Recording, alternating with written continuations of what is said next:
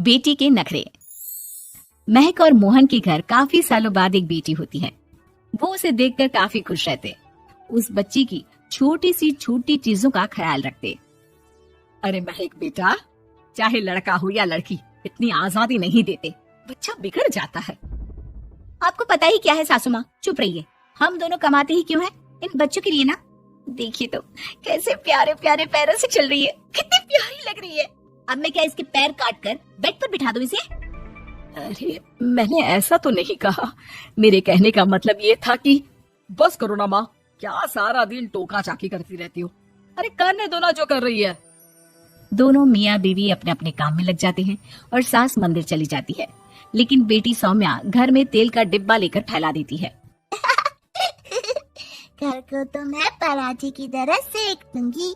मैंने सारा तेल फैला दिया, अब मैं इसे सेक दूंगी। महक कमरे में आती है जहाँ सारे तरफ तेल ही तेल फैला हुआ होता है।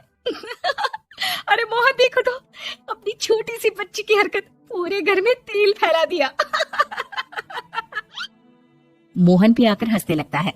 छोटी सी सौम्या को लगता ही नहीं कि उसने कोई गलत काम किया है। वो भी खुश हो जाती है। अब तो आए दिन वो कोई ना कोई नया नुकसान करती। कभी टूथपेस्ट गिरा देती तो कभी डिटर्जेंट। हालत ये थी कि घर का राशन किसी किसी महीने तो 2 बार भरना पड़ता। रोज ये कोई ना कोई नुकसान करके खड़ी होती है। अरे तो क्या हो गया माँ जी, बच्ची है, बच्चों वाले काम ही करेगी ना।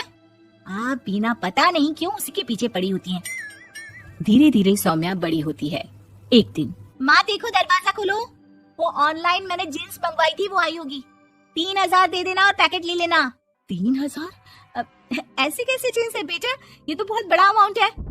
माँ फालतू बात थोड़ा कम ही किया करो और जल्दी जाओ, वरना समझ लो खाना नहीं खाऊंगी मैं आज सारा दिन। सास वहीं खड़ी सब दिख रही थी, लेकिन अब तो उन्होंने भी बोलना छोड़ दिया था। अब तो आए दिन सौम्या के खर्चे बढ़ते ही जा रहे थे। कभी महंगी ड्रेस तो कभी दोस्तों के साथ पार्टी।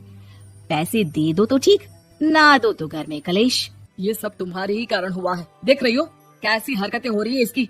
रात के 8 बज गए हैं लेकिन महारानी जी घर पर है ही नहीं। तभी सौम्या पड़ोस की लड़की के साथ वहाँ आती है। ओके बाय रोहन, कल फिर मिलेंगे, लव यू। ये क्या हरकत है सौम्या, आज तो तुमने हद ही पार कर दी। पापा कब से परेशान है, और ये लड़का कौन है? तभी पास खड़ी सास बोलती है। देखो महक, आज तक मैंने कहा नहीं था, लेकिन मैं आज कहूंगी, क्योंकि ये मेरे घर का मामला है। मैं नहीं चाहती कि मेरे बेटे का खानदान खराब हो या फिर कोई हम लोगों के घर के लिए बात करे। जाओ इसे ऊपर कमरे में छोड़ाओ, इससे कल बात करेंगे।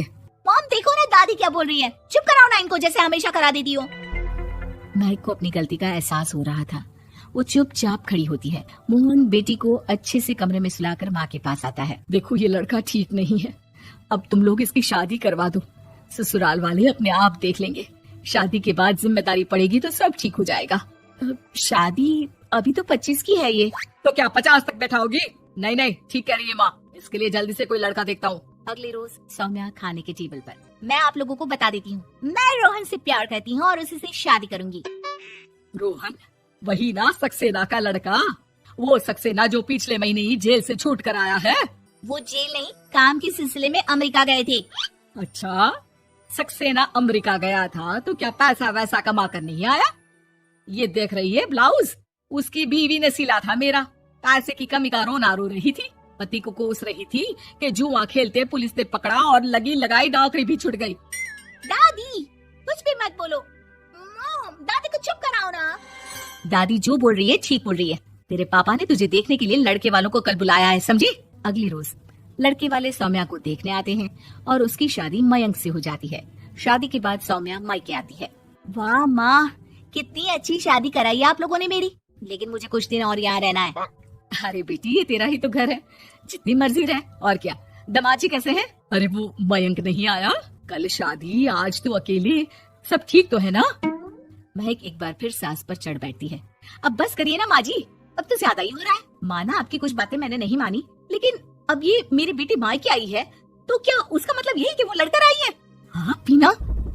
सौम्या दादी की तरफ देखकर मुस्कुरा देती है, जैसे उन्हें चिढ़ा रही हो। दादी मैं लड़का नहीं बल्कि ये बता कर आई हूँ कि मुझे कुछ दिनों के लिए यहीं रहना है, माँ के पास। मेरा मन धीरे धीरे ही तो ससुराल में लगेगा। अब अगर आप बोलती है तो चली जाती हूँ मैं।